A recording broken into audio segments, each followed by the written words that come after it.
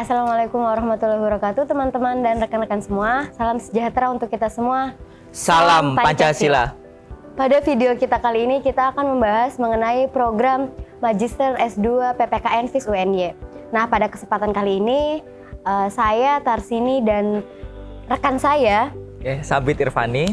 Nah, kita akan membahas mengenai bagaimana program Magister Pendidikan Pancasila dan Kewarganegaraan FIS UNY. Nah, Mas Sabit, saya mau bertanya nih.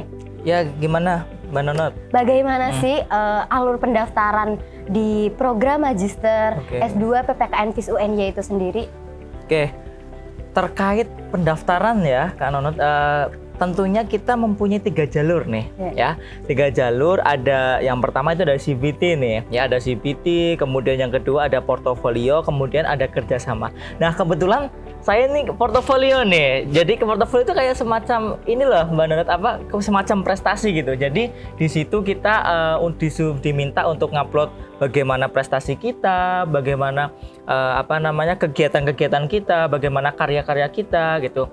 Nah, dalam hal ini itu bisa melalui jalur portofolio. Jadi teman-teman yang di sini yang sekiranya memang mempunyai banyak prestasi itu boleh banget melalui jalur portofolio gitu kan, melalui jalur portofolio. Nah, jalur portofolio ini juga tentunya harus melampirkan hasil TPA Bappenas, tapi nggak usah khawatir nih terkait dengan TPA Bappenas ini itu ternyata bisa diganti gitu. Diganti dengan apa? Diganti dengan sertifikat cum laude gitu kan. Nah, jadi kalau misalkan teman-teman punya sertifikat cum laude ataupun lulusan terbaik dari kampusnya, itu bisa digunakan untuk pengganti nih, untuk pengganti dari TPA Bappenas ini. Dan tentunya juga dibutuhkan sertif TOEFL juga. Nah, kebetulan ini Teknonos kan kalau nggak salah lewat ini ya, lewat CBT ya ini ya. Jadi betul. Kalau mungkin saya bisa menjelaskan terkait dengan bagaimana portofolio, mungkin ini Teknonos nih, gimana terkait dengan CBT gimana ini? Iya teman-teman, untuk pendaftaran melalui jalur CBT itu sendiri, teman-teman sebelumnya itu diharuskan untuk mengisi formulir. Nah, setelah itu teman-teman juga diharuskan untuk membayar sesuai dengan yang tersedia di pendaftaran. Setelah teman-teman atau rekan-rekan semua itu melakukan pendaftaran, teman-teman akan mendapatkan PIN. Nah, PIN tersebut digunakan teman-teman untuk login, melihat nomor pendaftaran itu sendiri. Seperti itu sih Mas Adi. Ada mungkin teman-teman menanyakan gini. Kalau misalkan melalui CBT nih, kira-kira persiapan yang harus disiapkan tuh apa? Misalkan nih, kalau saya kan portofolio kan harus menyiapkan berbagai piagam nih, piagam penghargaan. Kalau CBT tuh materi mungkin, terkait materi tuh apakah sama kayak SBM atau ada yang berbeda gitu? Terkait dengan ini. Iya Mas Adit. Terkait dengan persiapan untuk tes CBT itu sendiri, pengalaman saya itu hampir sama dengan SBMPTN atau untuk teman-teman atau rekan-rekan yang sudah pernah juga mengikuti SBMPTN ataupun tes CPNS, itu menurut saya itu hampir sama dengan tes CBT masuk program Magister S2 PPKN FIS UNY itu sendiri.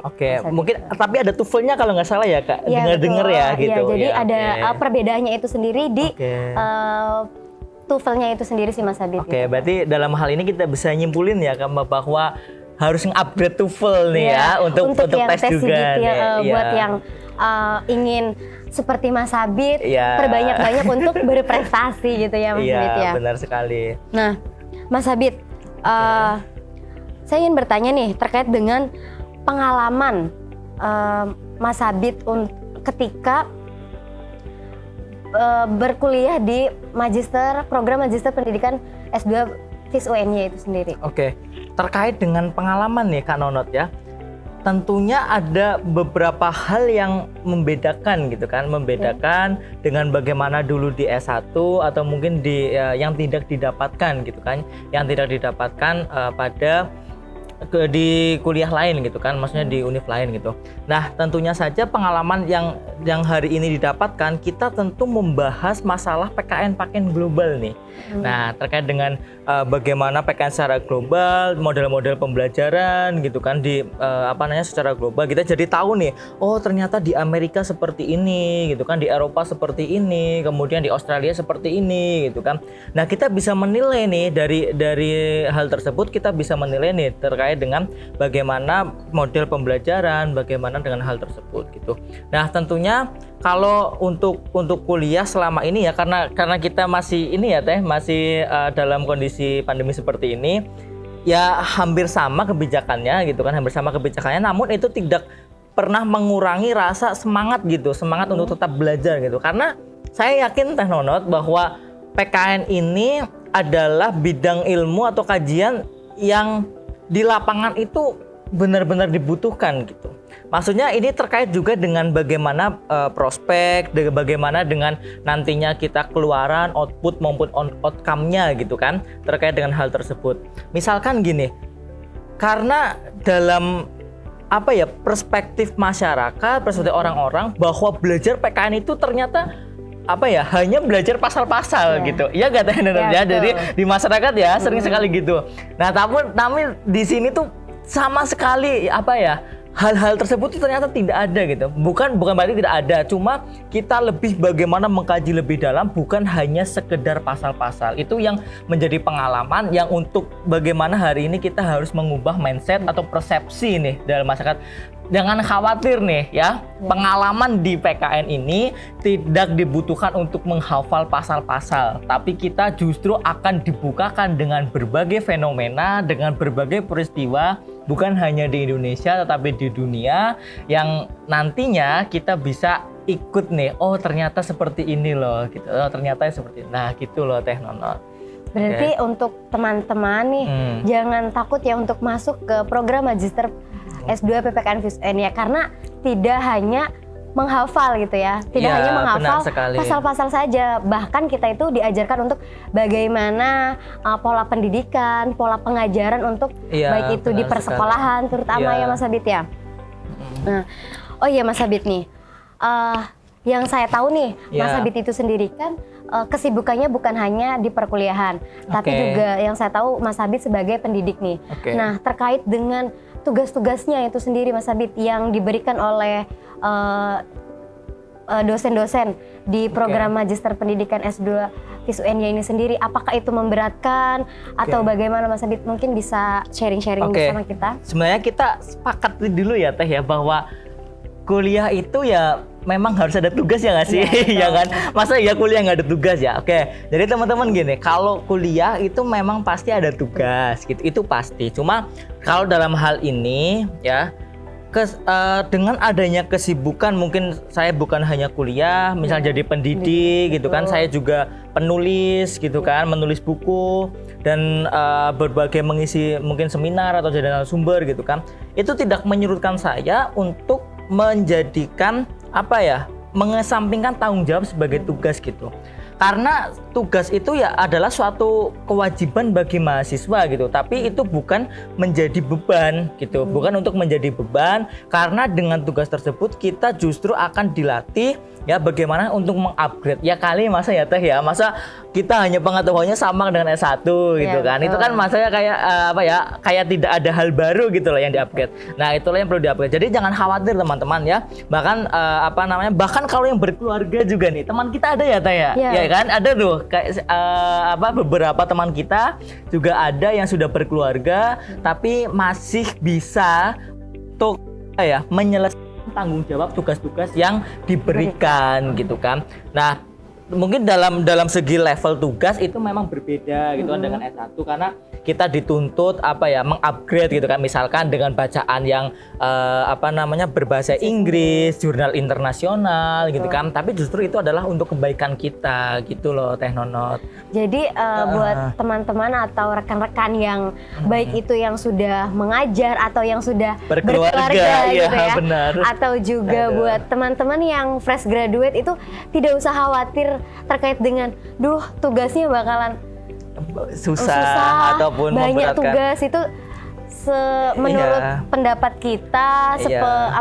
sepengalaman kita ya Mas Abid ya, Iya, itu benar. masih dalam tahap wajar karena beberapa rekan-rekan kita juga Iya. baik yang sudah berkeluarga atau juga mengajar di beberapa sekolah itu mereka masih bisa masih bertanggung bisa jawab. dan Iya. mampu gitu ya untuk mengerjakan semua tugas-tugasnya. Iya, benar sekali sendiri. itu. Jadi itu bukan menjadi halangan sih. Jadi lebih ke bagaimana kita tanggung jawab aja gitu Oh. teh.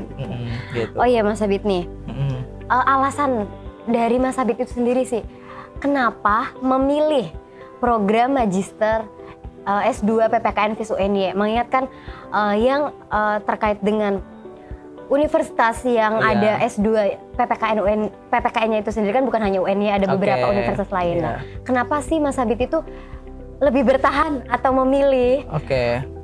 di Magister S2 PPKN UNY? Oke. Kenapa saya memilih di Magister PPKN FIS UNY ini? Jadi kalau misalkan gini, kalau kita mau memilih suatu jurusan itu biasanya kita harus melihat akreditasi dulu gitu. Ya, betul. Karena jurusan PPKN ini di Indonesia itu kalau tidak salah itu baru ada 7 nih. Nah, salah satu yang A itu adalah yang ada di UNY ini. Nah, makanya saya memilih di UNY gitu kan. Nah, selain itu yang membedakan kenapa memilih UNY karena begini Teh Nonot. Kalau misalkan kita misalkan di Bandung nih ya, di Bandung itu kan ada juga ya bagus juga gitu kan, namanya PKN gitu kan, tapi itu lebih kepada PKN ANSI gitu, jadi lebih kepada PKN ANSI. Nah, sementara PPKN yang ada di UNY ini adalah bagaimana membangun PPKN keindonesiaan. Nah, ini yang belum ada di berbagai universitas gitu teh. Maksudnya dengan PPKN keindonesiaan ini bagaimana menciptakan suatu kajian PKN yang keindonesiaan ini dengan mengetahui berbagai model-model pembelajarannya. Jadi kita fokuskan kepada bagaimana model pembelajaran, metode pembelajaran.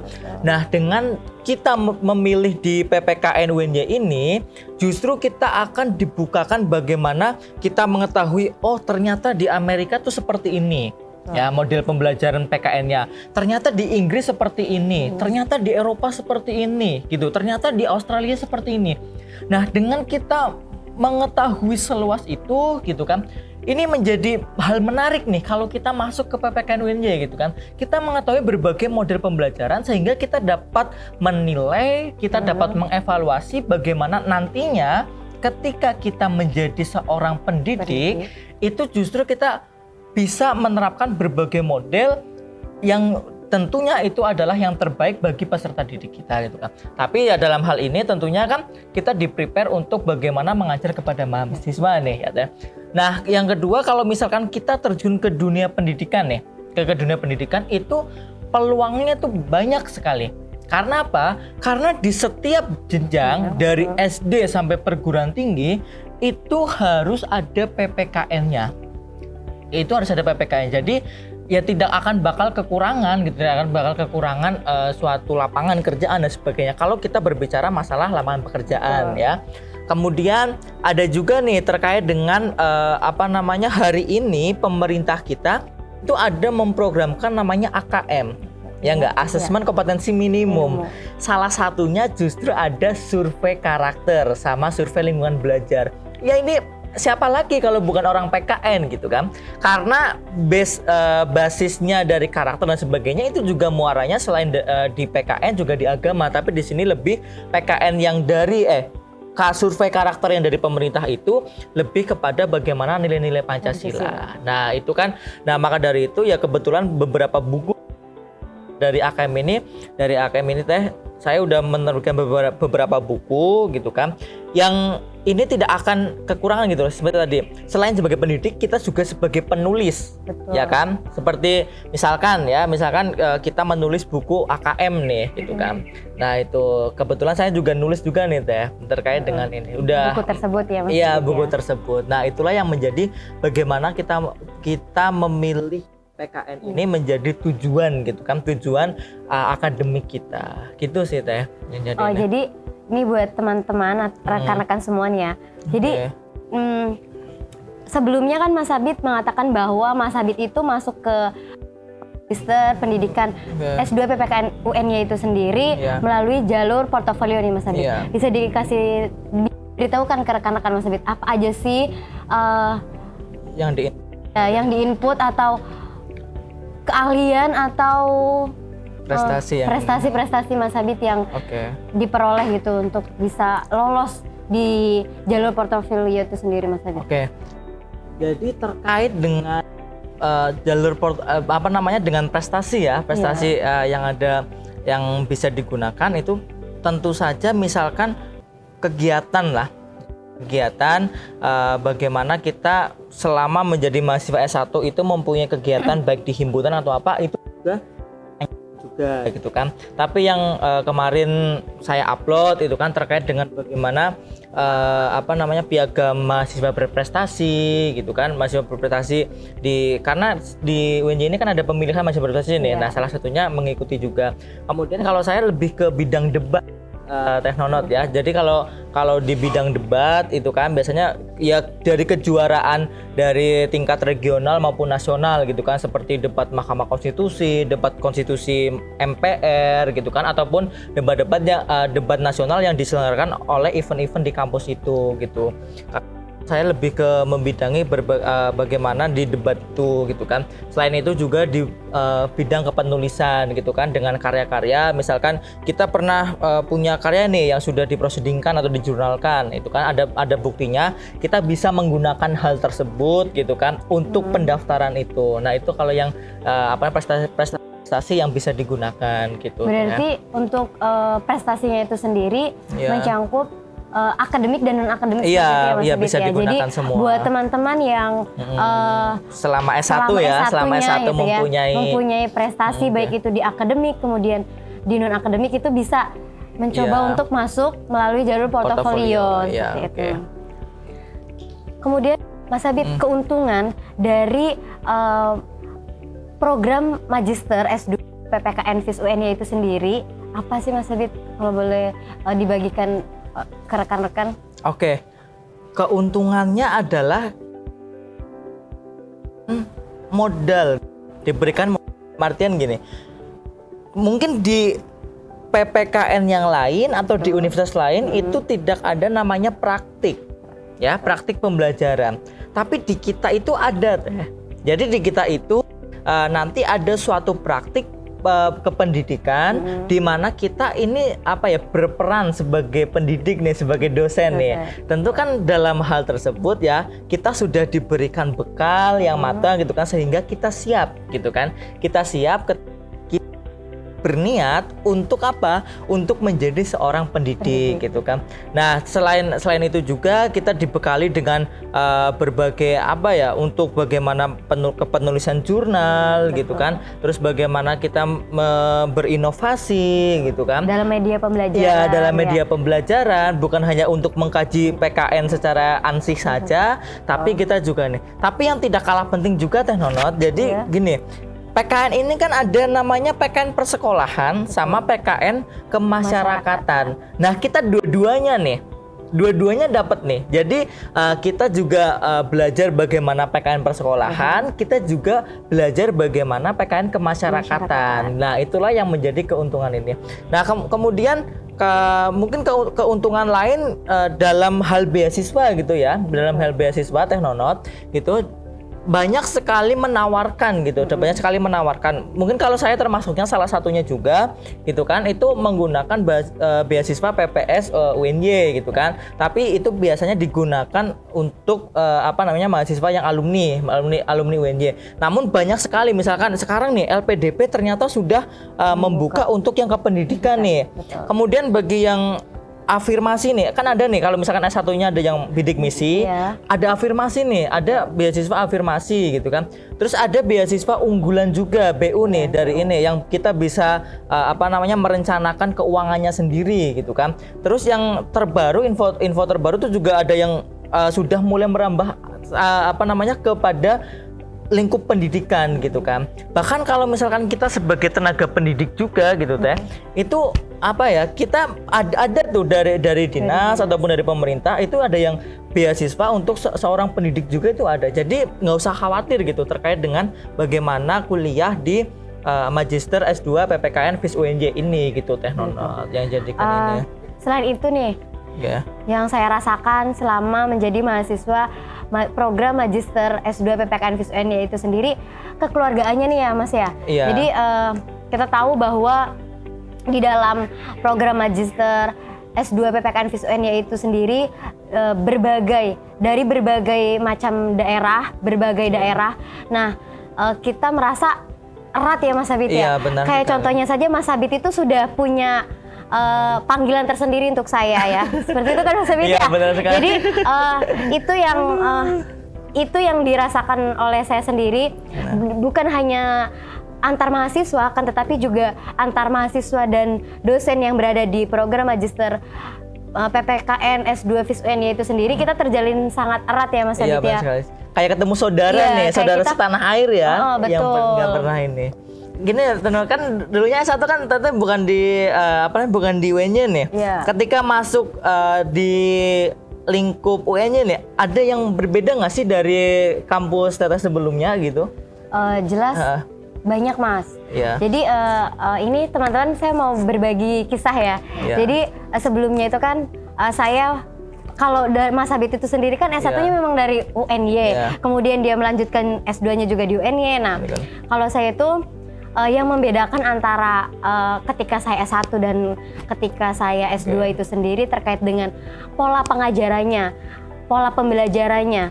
Nah, di mana pola pengajaran dan pembelajaran yang ada di program Magister S2 PPKN FIS UNJ itu sendiri, saya rasa itu amat sangat baru, di mana saya tuh merasa hal yang baru dan mungkin dari teman-teman yang lain yang ingin masuk ke program Magister Pendidikan PPKN FIS UNJ itu sendiri akan merasa hal yang sangat baru juga, sama seperti saya gitu ya, karena dosen-dosennya, pendidik yang memberikan pengajaran itu sangat berbeda. Yang saya rasakan sih seperti itu Mas. Oke, tentu saja yang ini sih Teh, terkait dengan apa ya, kalau kita masuk ke PPKN ini ya, ke PPKN apalagi PPKN UNJ, kita itu tahu berbagai isu, ya Nah, nggak? betul. Ya Iya. kan, benar sekali Jadi, ya. Iya, itu yang membuat di mana Iya. ketika S1 itu kita diajarkan untuk mengkaji isu dari Iya. lingkup kecil ya Mas Adit Iya. ya.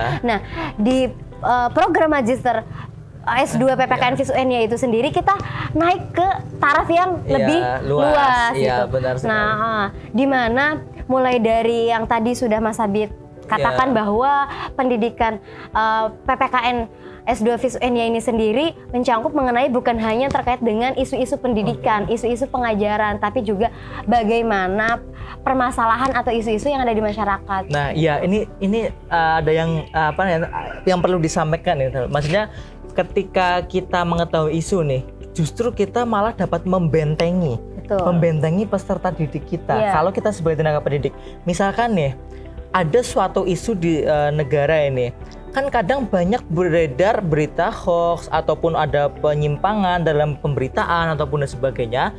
Itu justru kita bisa memberikan edukasi terkait isu tersebut. Jadi kita dengan secara tidak langsung membentengi generasi muda ini dari apa?